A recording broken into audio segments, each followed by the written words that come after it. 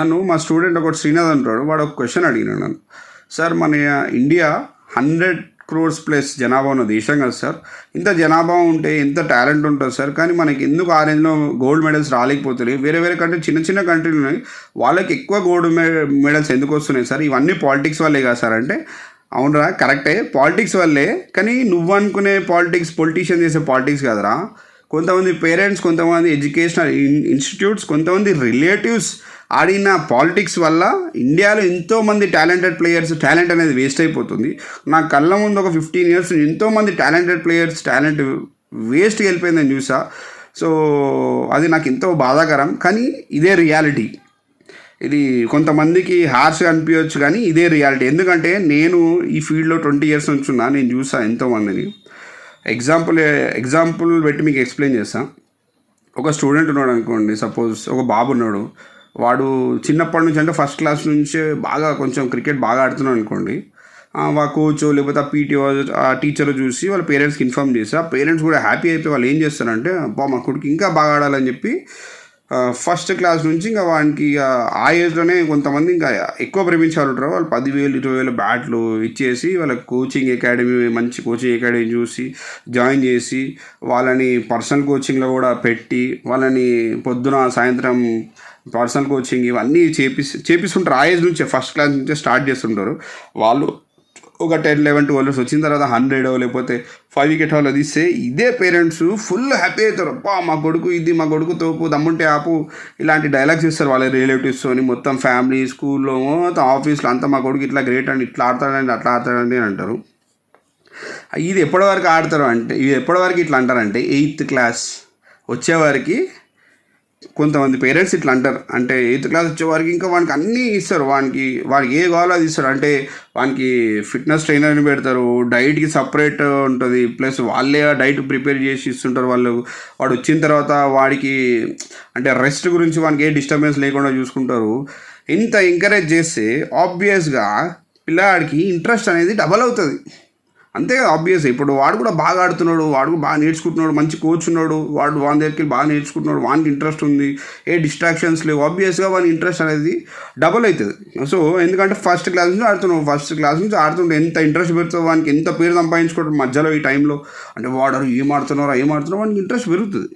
So సడన్గా ఏమవుతుందంటే 9th 10th class వచ్చేవారికి సడన్గా ఏమవుతుందో అర్థం కాదు, కానీ కొంతమంది పేరెంట్స్కి ఇంకా భయం చుట్టుకుంటుంది.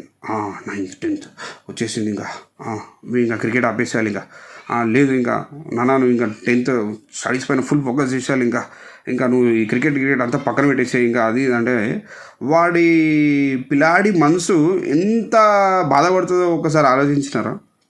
ఎందుకంటే వాడు ఒక 8 years 6 years ప్రేమిస్తాడు ఆ గేమ్ని, ఎంతో డిసిప్లిన్ ఉంటాడు. అంటే ఏ డిస్ట్రాక్షన్స్ లేకుండా, అంటే చెత్త ఫుడ్ తినకుండా, చెడు అలవాట్లు వేసుకోకుండా, అంటే ఎంగేజ్లో గర్ల్స్ సైడ్ వెళ్ళకుండా, ఒక ఫోకస్గా ఒక దానిపైన ఉండి అంత కష్టపడి గేమ్ నేర్చుకుంటే సడన్గా మీరు గేమ్ ఆపేయాలి అంటే వాడి మైండ్ సెట్ ఎట్లా అయిపోతుంది, వాడు ఎట్లా హ్యాండిల్ చేస్తాడు, వాడు ఎట్లా తట్టుకోగలుగుతారు? ఎవరు తట్టుకోలేరు. ఎందుకంటే అన్ని ఇయర్స్ గేమ్ ప్రేమించిన తర్వాత సింపుల్గా బంద్ చేయంటారు. ఎప్పుడు 9th 10th వచ్చిన తర్వాత ఇదే పేరెంట్స్ వాళ్ళు చిన్న ఉన్నప్పుడు ఫుల్ ఎంకరేజ్ చేస్తారు, అదే పేరెంట్స్ వాడిని ఆపేయమంటే వాడు ఎంత బాధపడతాడు. సరే వాడు ఏం చేస్తాడు, ఇంకా ఫస్ట్ ఒక 4-5 days నేను చేస్తా అంటాడు. ఇంకా వాళ్ళు ఆబ్వియస్గా పిల్లలు పేరెంట్స్ అంటే భయం ఉంటుంది, ఆ ఏజ్లో భయపడిపోయి వాడు ఏం చేస్తాడు 9th 10th చదువుకుంటాడు. కావాలంటే 10th తర్వాత వెళ్ళినా అంటారు. 10th తర్వాత ఇంటర్మీడియట్లో అసలు వదులుతారా? ఇంటర్మీడియట్లో వదలరు. ఇంటర్మీడియట్లో ఏమంటారు అంటే, నాన్న ఈ 2 years చదువుకుంటే నీ కెరియర్ ఉంటుంది, మొత్తం ఇంకా నువ్వు అదైపోతావు ఇదైపోతావు అనగానే వాడు కూడా ఏం చేస్తాడు ఇంకా, ఎందుకంటే 2 years ఆడలేడు కదా, అప్పటికి వాడి ఇంట్రెస్ట్ కొంచెం తగ్గుతుంది ఇంకా. ఎందుకంటే ఆ 2 yearsలో వాడికి డిసిప్లిన్ తప్పుతాడు, డైట్ తప్పుతాడు, ఫ్రెండ్స్ ఎక్కువైపోతారు, ఇంటర్నెట్ చూడడం ఎక్కువైపోతుంది. అంటే ఆల్మోస్ట్ ఎందుకంటే గోల్ లేదు, ఆడాలనుకున్నప్పుడు గోల్ ఉంటుండే, ఇప్పుడు గోల్ లేదు వాడికి. సో వాడు డిస్ట్రాక్షన్స్ ఎక్కువైపోయి వాడు స్టడీ చేయక ఇటు ఈ చెడు అలవాట్లకు అట్రాక్ట్ అయిపోతాడు. సో మెల్లగా ఇంటర్మీడియట్ తర్వాత వీనికి ఆడదాం అనుకునే లోపు వీడికి ఇంట్రెస్ట్ అనేది వెళ్ళిపోతుంది. ఎందుకంటే ఇంటర్మీడియట్ వెళ్ళిన తర్వాత కొత్త దోస్తులు వస్తారు, కొంత మంచోళ్ళు ఉంటారు, కొంత చెడ్డోళ్ళు ఉంటారు. ఆ ఏజ్ ఎట్లాంటిదంటే ఇంకా నేను ఏం చేసినా బుర్చికాల పైన ఎక్కేయచ్చురా మన చేతులతో అనుకునే ఏజ్ అది. ప్లస్ చెడుకి అట్రాక్ట్ అవుతారు ఆ ఏజ్లో, ఈ తాగుడు అని చెప్పి, సిగరెట్లు అని చెప్పి. సో ఈ ప్రాసెస్లో వానికి అమ్మాయి పడుతుంది, ఆ అమ్మాయి మోసం చేయడము ఏదో ఒకటి, ఇంకా వానికి అలవాటు సిగరెట్ అలవాటు, వానికి కంప్లీట్గా క్రికెట్ అనే దానిపైన ఇంట్రెస్ట్ వెళ్ళిపోయి అటు చదువు సంకనాగిపోయి ఇటు వీడి ఏదైతే క్రికెట్ ఉందో అది సంకనాగిపోయి వాళ్ళు ఏదో సిగరెట్లో కొట్లాటలు చేస్తుంటే అప్పుడు వాళ్ళని చూసి మనము అదే తల్లిదండ్రులు ఎంత బాధపడతాం ఒకసారి ఆలోచించి. అంటే వాడు గమ్మున మంచిగా డిసిప్లిన్ ఒక సిస్టంలో ఉండేవాడిని మనము అది ఏదైతే సిస్టమ్ ఫాలో అవుతుండో అది ఆపేసి వాడిని ఏదో చేద్దాం అనుకున్నాం.